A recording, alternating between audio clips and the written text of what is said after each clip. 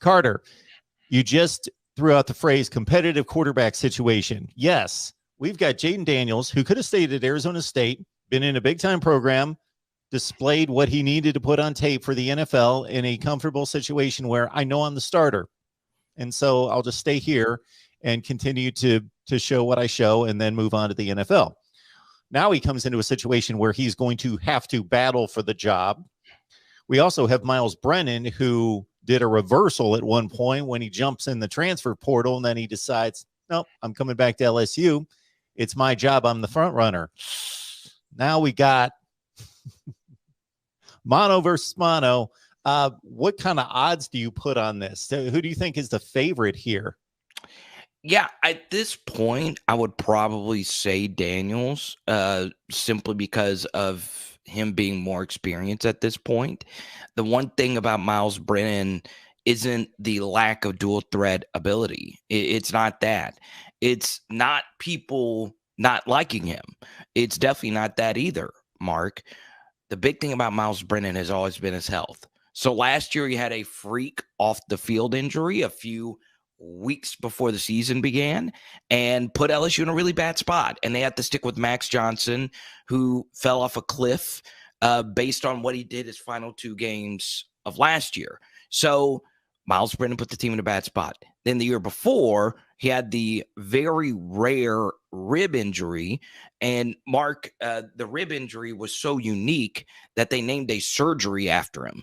It was a very strange injury after a really good 3-game start to the season where he put up some pretty high-level passing numbers. And he's not played a game since. And look, if you have such a weird injury like that, and then you have an off-the-field injury, and then in the past, he's always had things linger as well, you're in this spot now where you're like, well, can we trust this guy to finish out his career? And what's very interesting about that, Mark, is when you look at a quarterback like Jayden Daniels, he is a very slender guy. For someone that's never seen him play, he is as thin of a quarterback you're ever going to see, right?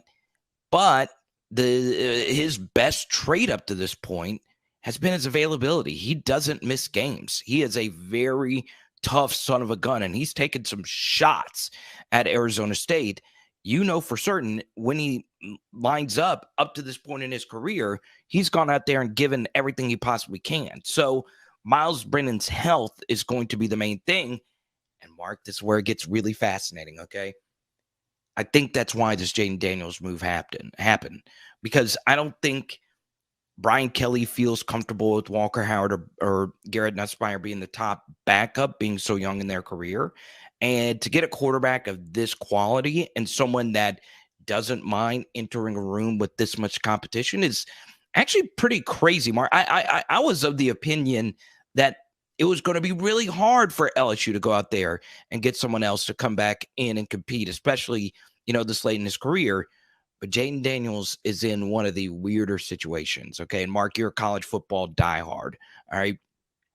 Jayden Daniels has 3 years of starters experience, but he still has 3 years of eligibility remaining because of the 2020 year not counting against your eligibility. So this is a guy who could be potentially a 6-year starter in college football.